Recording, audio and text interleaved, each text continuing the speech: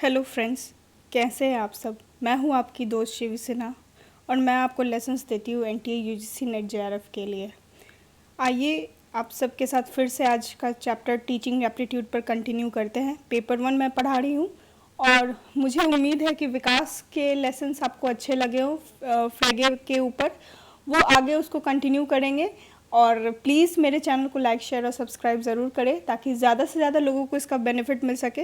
Net निकालने में काफ़ी परेशानी होती है और मैं आप सभी की हेल्प करने के लिए यहाँ पे हूँ। तो दोस्तों, मैंने लास्ट क्लास में बताया था ऑब्जेक्टिव्स ऑफ टीचिंग और टीचिंग का क्या डेफिनेशंस है। आज जो क्लास है वो होने वाला है टीचिंग एप्टीट्यूड का बेसिक टीचिंग मॉडल्स। तो मैं कुछ बेसिक टीचिंग मॉडल जिनके बेसिस पर टीचिंग हो सकती है उसको बताऊंगी। तो मैंने ये पार्ट वाइज बनाया है पेपर 1 और बहुत ही जल्द आपको फ़िलासफ़ी के भी मेरे लेसन्स मिलेंगे। तब तक विकास जो है आपको वेस्टर्न फ़िलासफ़ी पे कमांड बनाने की कोशिश करेंगे। वो फ्रेगे का sense and reference next class में आपको बहुत ही जल्द ये आपको वीडियो मिल जाएगा। चलिए फिर शुरू करते हैं इसको बिना डिले किए हुए। तो बेसिक टीचिंग मॉडल्स हम लोग देखेंगे। तो बेसिक टीचिंग मॉडल्स जानने से पहले तो जानना है कि टीचिंग होता क्या। तो आप तो जान रहे हैं, पहले भी पढ़ चुके हैं। टीचिंग एक ऐसा प्रोसेस है जो कि जिसमें कि कई तरह के आप देखते हैं लर्नर्स मिलते हैं, कई तरह के टीचर्स मिलते हैं। सबके पढ़ाने का तरीका अलग होता है, सबके सीखने का भी तरीका अलग होता है। अलग अलग ढंग के लर्नर्स मिलेंगे। कुछ बहुत फास्ट लर्न कर लेते हैं, कुछ को समय लगता है, कुछ बिल्कुल भी समझ नहीं पाते। टीचर्स भी कई तरह के मिलते हैं आपको। किन्हीं का पढ़ाने का तरीका कुछ होता है, किन्हीं का कुछ होता है, अलग अलग तरीके से मिलते हैं। तो हर टीचर का अपना एक यूनिक तरीका होता है कि वो नॉलेज या इंस्ट्रक्शन अपने लर्नर को, जो कि हर लर्नर का भी सीखने का यूनिक तरीका होता है। जिस तरह टीचर का सिखाने का तरीका यूनिक होता है उसी तरह लर्नर का भी सीखने का तरीका यूनिक होता है। हर किसी एक स्पेसिफिक मेथड से पढ़ाई नहीं कर सकता। सबका एक अंडरस्टैंडिंग का या फिर लर्निंग का मेथड अलग अलग होता है। उसी तरह हर टीचर का पढ़ाने का तरीका अलग होता है। तो इसीलिए किसी एक बेसिक टीचिंग मॉडल जो है उनके टीचिंग को, उनके जो है लर्निंग प्रोसेस को सेटिस्फाई नहीं कर सकता है। तो हर टीचर अलग अलग तरीके से पढ़ाते हैं और हर लर्नर अलग अलग डिफरेंट तरीके से सीखते हैं और हर लर्नर के सीखने का जो सिचुएशन होता है वो अलग होता है, वो वैरी करता है। टीचिंग और लर्निंग का प्रोसेस सिचुएशंस के अकॉर्डिंग वैरी करता है। कभी कभी क्या होता है कि क्लास में आप बहुत इजीली कोई कॉन्सेप्ट समझ जाते हैं, कुछ कॉन्सेप्ट्स को समझने में थोड़ा वक्त लगता है, कुछ टेक्निक्स चेंज करनी पड़ती है, अलग अलग तरीके होते हैं। तो टीचिंग मॉडल्स बेसिकली आपको मतलब फिर भी जो है वो 2 तरीके के मॉडल्स आपको देखने को मिलेंगे।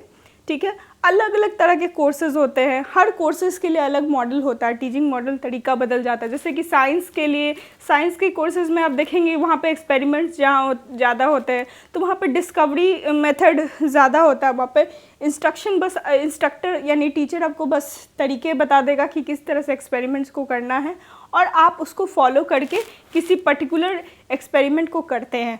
ठीक है, लेकिन वो आपका सेल्फ लर्निंग प्रोसेस हो गया। ठीक है, आपको इंस्ट्रक्शन दिया गया, आप उसको फॉलो करके उसको कर रहे हो, लेकिन जो प्रोसेस है वो खुद आप सीख रहे हो उससे। फिर कहीं होता है कि आप टोटली होली टीचर पर डिपेंडेंट हो जाते हो। जैसे कुछ थ्योरीज़ है, लॉज है, तो वो जो है बिना किसी के समझाए आपको समझ में नहीं आएगा। तो कोई अगर समझा देता है तो आप उसको समझ लेते हो, फिर उस पर वर्क करने की कोशिश करते हो। तो ऐसे तो 2 तरह के ही मॉडल्स होते हैं और दोनों ही मॉडल एक दूसरे से कॉन्ट्रास्टिंग यानी कि बिल्कुल भिन्न होते हैं, बिल्कुल भिन्न है, अपोजिट हैं। और कभी कभी क्या होता है, यही 2 मॉडल्स को लेके जो है इन दोनों के कॉम्बिनेशन से ही टीचिंग को किया जाता है। ठीक है, बेसिकली यानी पढ़ाने का मॉडल यानी 2 प्रोसेस से मतलब पढ़ाया जा सकता है। कहने का ये मतलब हुआ, मोटा मोटी आप समझ लीजिए, पढ़ाने के 2 बेसिक तरीके होते हैं। ठीक है, तो या फिर दोनों के कॉम्बिनेशन से भी आप टीचिंग इम्पार्ट कर सकते हैं। तो 2 बेसिक मॉडल्स हम लोग देखेंगे अब क्या है। जो पहला मॉडल है वो है आपका इंस्ट्रक्टर सेंटर्ड टीचिंग मॉडल, यानी कि टीचर्स सेंटर्ड टीचिंग मॉडल। यानी जो टीचर है या इंस्ट्रक्टर है उस पे ये सेंटर्ड होता है, ये एक टीचिंग मॉडल है। दूसरा जो हमारा मॉडल देखने को मिलता है वो है आपका लर्नर सेंटर्ड टीचिंग मॉडल। और कभी कभी तो इन दोनों के कॉम्बिनेशन को भी देखने को मिलता है, लर्नर और टीचर जो है दोनों को, जो दोनों सेंटर्ड टीचिंग मॉडल्स है, इनको मिला के भी एक यूनिक टीचिंग टेक्निक डेवलप की जाती है। ठीक है, तो ये रहा दो तरीका का बेसिक टीचिंग मॉडल्स है, इंस्ट्रक्टर सेंटर्ड टीचिंग मॉडल और लर्नर सेंटर्ड टीचिंग मॉडल। सबसे पहले आइए देखते हैं इंस्ट्रक्टर सेंटर्ड टीचिंग मॉडल है क्या। तो इसे देख लें हम लोग। ये एक कन्वेंशनल अप्रोच है, यानी ये पारंपरिक तौर पे मतलब परंपरागत जो टीचिंग होती है जिसमें कि टीचर ही सब कुछ होता है, होल एंड सोल होता है, वही पढ़ाता है, वही स्टूडेंट्स का डेवलपमेंट, उसका ग्रोथ सब टीचर के बताने पर ही निर्भर करता है। जैसे हमारे यहाँ ट्रेडिशनल टीचिंग होती है कि हम लोग कुछ भी नहीं जानते हैं, लेकिन टीचर ही पहला व्यक्ति होता है जो हमें चीज़ों को समझाने की कोशिश करता है।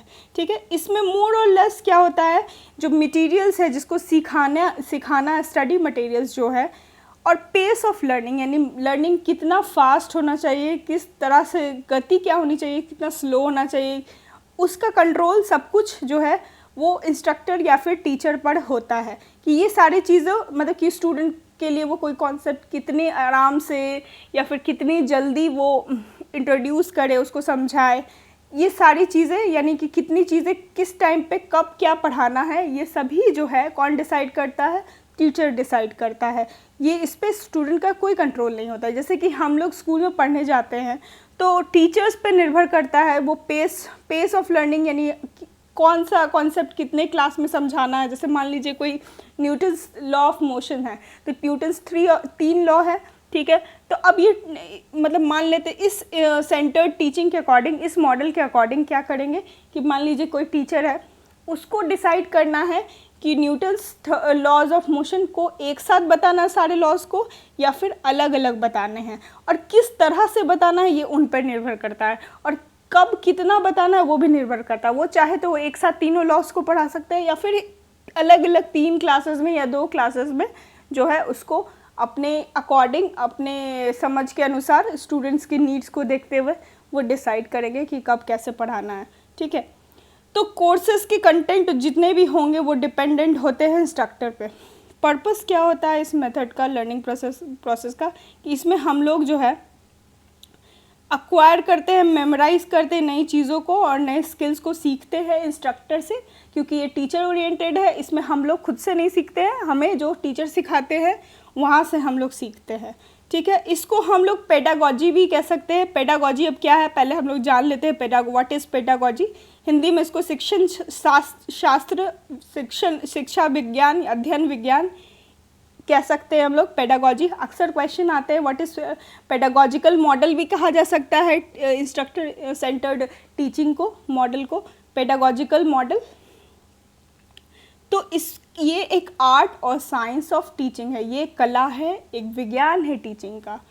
और दोस्तों ये जो है वो डिटरमाइन करता है कि अप्रोच क्या होना चाहिए टीचर का लर्निंग प्रोसेस में, टीचिंग किस तरह से होना चाहिए, कितना कंटेंट किस वक्त, और स्टूडेंट्स जो भी सीख रहे हैं उसका रिज़ल्ट क्या होगा, सब कुछ वो है वो निर्भर करता है आपके इंस्ट्रक्टर पे।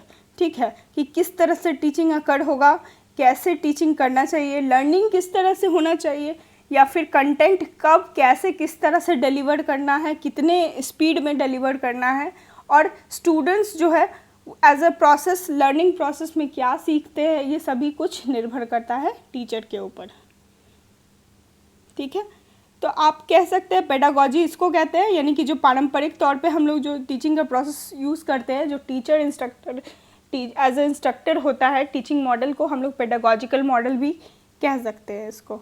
ठीक है, अब इसमें हम लोग देख लेंगे कि इस अप्रोच में, यानी कि इंस्ट्रक्टर सेंटर्ड जो मॉडल है हमारा, वो कैसा है। इसमें क्या होगा कि लर्नर जो है वो फुल्ली डिपेंडेंट होता है अपने इंस्ट्रक्टर पे सारे लर्निंग के लिए, और टीचर जो है पूरा फुल रिस्पॉन्सिबिलिटी, अगर कैसा भी रिजल्ट हो उसकी सारी रिस्पॉन्सिबिलिटी एक टीचर पे आती है, और वो बच्चों को क्या सिखा रहा है और कितना बच्चे सीख रहे हैं, सारी जिम्मेदारी इसकी टीचर पे होती है, क्योंकि यहाँ पे टीचर का फुल कंट्रोल है, बच्चों के हाथ में कुछ नहीं है। उन्हें जितना बताया जा रहा है, जिस तरह से तरीके से बताया जा रहा है, वो उसको बस फॉलो करते हैं, और फॉलो कितना हो रहा है इसका भी टीचर को ही ध्यान रखना है। ठीक है, टीचर या instructor end of the process में इवैल्यूएशन करते हैं, टेस्ट लेते हैं, पढ़ाने के बाद वो फिर टेस्ट लेने की कोशिश करते हैं स्टूडेंट से। तो जो स्कूल में जनरली जो बेसिक मॉडल है, ये मॉडल स्कूल्स में देखा जाता है कि हम लोग जैसे पढ़ाते हैं, साल भर सिलेबस कैरिकुलम पूरा करते हैं, उसके बाद एग्ज़ाम ले लेते हैं, फाइनल एग्ज़ाम या हाफ ईयरली जो भी है हम लोग टेस्ट लेते रहते हैं। तो ये पेडागॉजिकल मॉडल का एग्जाम्पल हो सकता है। तो कंक्लूजन क्या कर सकते हैं हम लोग इसमें कंक्लूड किया जा सकता है कि ये जो है कन्वेंशनल प्रोसेस है। कन्वेंशनल यानी पारंपरिक तौर से जो भी टीचिंग का ये है वो मतलब जो हम लोग बचपन से स्कूल में पढ़ते हैं इस तरह का ये मतलब कन्वेंशनल मेथड है। पेडागॉजिकल है, पेडागॉजिकल यानी शिक्षण शास्त्रीय विज्ञान है ये, यानी कि इस पे पूरी जिम्मेदारी टीचर की होती है, इंस्ट्रक्टर पे डिपेंड करता है क्या वो सिखाता है, किस तरीके से सिखाता है और कितने स्पीड में सिखाता है। लर्नर जो है वो डिपेंडेंट होता है इंस्ट्रक्टर पे और फुल रिस्पॉन्सिबिलिटी होती है उसकी टीचर पे, ठीक है, बच्चों की। अब दूसरा जो मॉडल है हमारा आ जाता है लर्नर सेंटर्ड टीचिंग। तो इस तरह के टीचिंग में जो है, इस तरह के मॉडल ऑफ टीचिंग में क्या होता है कि लर्नर जो है वो सेल्फ डायरेक्टेड होते हैं और रिस्पॉन्सिबल होते हैं खुद की लर्निंग के लिए, ठीक है। इसमें सिर्फ टीचर नहीं रिस्पॉन्सिबल होंगे, इसमें लर्नर रिस्पॉन्सिबल होंगे खुद की लर्निंग के लिए, ठीक है। तो स्टूडेंट्स जो है वो बेस्ट लर्न कर सकते हैं इस तरह के मेथड से, क्योंकि इस मेथड में हम लोग इंटरप्रिटेशन मेथड का इस्तेमाल करते हैं। मतलब कि बच्चों को कुछ बोलते हैं, जैसे कोई टॉपिक दे दिया गया, वो उस पर रिसर्च करेंगे, फाइंड आउट करेंगे और फिर उसके बारे में वो खुद समझाएंगे। और इससे क्या होता है, ये बिल्कुल बहुत एक डिस्कवरी करने जैसा मेथड है, जिसमें वो खुद अपने इंटरेस्ट के साथ किसी चीज़ को खोज करेंगे तो उनके बारे में एक्सपेरिमेंट करेंगे, उनमें एक क्रिटिकल थिंकिंग, इवैल्यूएशन करने की टेक्निक और एक मतलब साइंटिफिक इंक्वायरी की भावना उनके अंदर आएगी, तभी जाके वो मतलब नई चीज़ों को सीखेंगे और अपना पेस वो खुद तय करेंगे कि कितने स्पीड में वो किस चीज़ को वो सीखना चाहते हैं, ठीक है।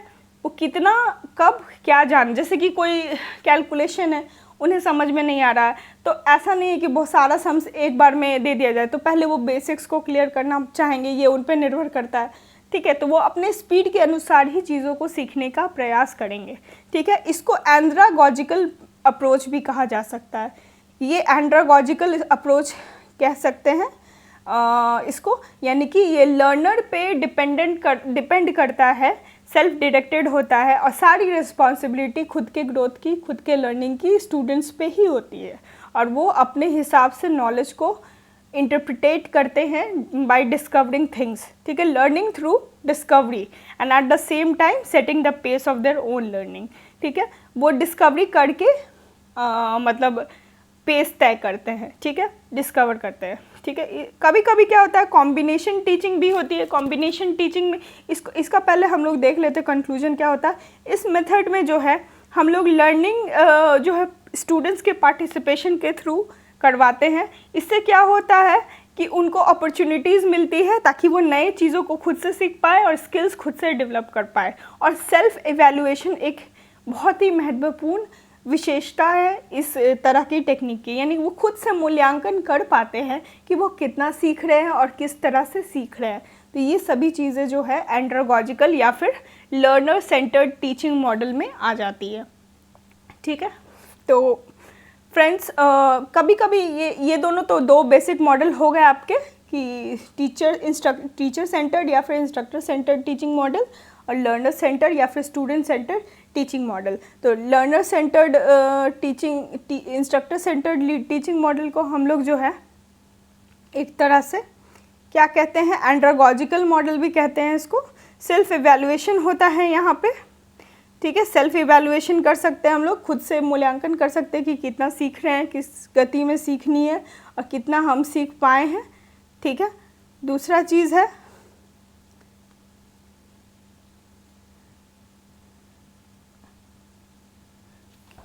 आई थिंक सेल्फ इवैल्यूएशन हुआ।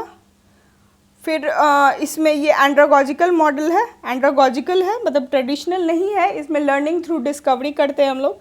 फिर स्टूडेंट खुद से जो भी सीखते हैं वो सीखने के बाद, खुद से डिस्कवरी करने के बाद वो डिस्कस करते हैं कि हमने क्या सीखा, वो बताते हैं कि हमने ये सीखा, हमने वो सीखा, ठीक है। फिर उसके बाद जो है उसको लेके चलते हैं। अब कभी कभी क्या होता है, कॉम्बिनेशन टीचिंग भी होती है, इंस्ट्रक्टर बेस्ड और लर्नर सेंटर्ड टीचिंग भी होती है। जैसे हम लोग जनरली करते हैं, हम लोग क्या करते हैं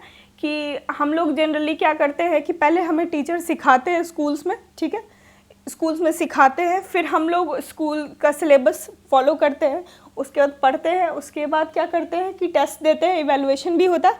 लेकिन कभी कभी क्या किया जाता है कि टीचर्स कुछ पॉइंट्स दे देते हैं और बोलते हैं स्टूडेंट्स को, पढ़ा लेने के बाद पूछते हैं उनसे, इंटरप्रिटेशन भी करवाते हैं कि उन्हें कितना समझ में आया, या फिर उन्हें बोलते हैं इसके बारे में कुछ ढूंढ के लाओ, कोई भी टॉपिक दे देंगे और कहेंगे कि इसके बारे में ढूंढ के लाओ।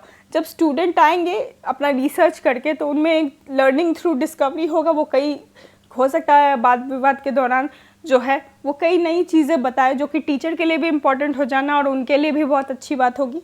उनके अंदर एक इंक्विजिटिवनेस यानी एक जिज्ञासा जागेगी, जानने की, डिस्कवरी करने की, मतलब कि लर्निंग थ्रू डिस्कवरी हो गया एक तरह से। और ये कॉम्बिनेशन टीचिंग भी हो गया, अगर मान लीजिए वो कुछ गलत जान रहे हैं तो टीचर उसको करेक्ट करेगा और उसे अपने अनुसार उस चीज़ को समझाएगा। इसमें क्या होगा, पेस भी मेंटेन रहता है, स्टूडेंट अपने हिसाब से सीख के आता है और टीचर अपने हिसाब से भी सिखाता है, ठीक है। और उसके लर्निंग प्रोसेस को देखते हुए कि वो कितना फास्ट जान पा रहा है, उस हिसाब से लर्निंग को मोल्ड किया जा सकता है। तो कॉम्बिनेशन के रूप में भी इसका इस्तेमाल किया जाता है। तो बेसिकली 2 मॉडल ही जानते हैं हम लोग, instructor centred and learner centred. I hope दोस्तों आप सभी को ये वीडियो अच्छा लगा हो। प्लीज़ कमेंट करके मुझे बताएं कैसा लगा या मुझसे कोई गड़बड़ हो गई। और प्लीज़ ज़्यादा से ज़्यादा लोगों के बीच इसे शेयर करें, लाइक करें और सब्सक्राइब करें और बेल आइकन को हिट करना ना भूलें, ताकि टाइम टू टाइम आपको नोटिफिकेशन मिलता रहे। मिलते हैं अगली वीडियो में, और उसके बाद मैं फ्रेगे के लिए भी मैं वीडियोज़ अपलोड करूँगी बहुत ही जल्द। See you in the next video.